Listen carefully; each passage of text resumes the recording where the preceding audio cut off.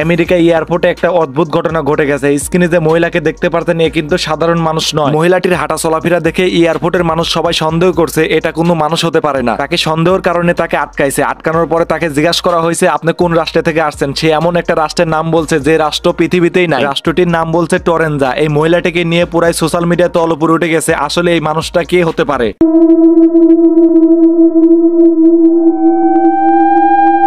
বিশেষ করে টিকটকে আর ফেসবুকে ঢুকাই যাচ্ছে না শুধু এই মহিলাটির ভিডিওর জন্য। যে যেভাবে ভিডিও বানাতে পারছে সে সেইভাবেই ভিডিও বানাচ্ছে মহিলাটিকে নিয়ে। মানে যার মনে যা আসছে সে শুধু সেই কথাই বলে যাচ্ছে। ভিউ কামানোর ধান্দায় মানুষকে আতঙ্ক দেখিয়ে শুধু ভিউ কামাচ্ছে। মানে আমি অনেক ভিডিওগুলাই দেখছি মানুষকে শুধু আতঙ্ক দেখাচ্ছে কিন্তু কেউ সত্যটা তুলে ধরছে না। আর সত্যটা তুলে ধরবে কিভাবে? সত্যটা যদি আসল ঘটনা পাবলিক জেনে যায় তাহলে তো আর তাদের ভিউ হবে না। আর নিউজের কথা কি বলবো ভাই, এখন হচ্ছে নিউজও ঠিক নেই। তারাও মনে হয় ভিউ কামানোর ধান্দায়, কখন কি নিউজ করে তার ঠিক নাই। আচ্ছা বাকি কথা পরে বলতেছি, এই ভাইটির আগে কথাগুলো শোনো তারপরে আমি আবার বলতেছি। আমেরিকাতে এক আজব ঘটনা ঘটে গেছে।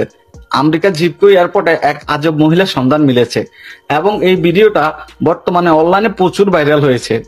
এই মহিলাটা যখন এয়ারপোর্টে নেমেছিল, ইমিগ্রেশন অফিসার তার যখন পাসপোর্ট চেক করলো, সে এমন একটা দেশ থেকে এসেছে যেটা দুনিয়ার মধ্যেই নেই। হঠাৎ করে টিকটকে ঢুকলাম। টিকটকে ঢুকার সাথে সাথে দেখলাম এই ভাইটির ভিডিও আমার সামনে আসলো। ভিডিও শুরুতেই ভাইটি আমেরিকার কথা বলছে। আর আমেরিকা তো স্বপ্নের দেশ। আমিও ভাবছি যে দেখি এই ভাইটি কি বলে, ভিডিওটি দেখি আগে সম্পূর্ণ। এই ভাইটির ভিডিও দেখে আমি তো অবাক। আমেরিকার মতো দেশে একটা মহিলা আসছে কোথা থেকে সেটাই তারা জানে না। আরো নাকি স্যাটেলাইটেও খুঁজেছে, ম্যাপেও খুঁজেছে, কোথাও নাকি এই মহিলাটির আসল পরিচয় খুঁজে পাওয়া যায় নাই। এই মহিলাটি যে রাষ্ট্র থেকে আসছে সেই রাষ্ট্রের নাম নাকি টরেঞ্জা। এই রাষ্ট্র নাকি দুনিয়াতে নাই। আচ্ছা তাদের কথাই মানলাম টরেঞ্জা রাষ্ট্র নাকি দুনিয়াতে নাই। তাহলে ভাই এটা কি দেখাচ্ছে গুগল ম্যাপে? এটা কি, এটা কোন রাষ্ট্র বলে ভাই?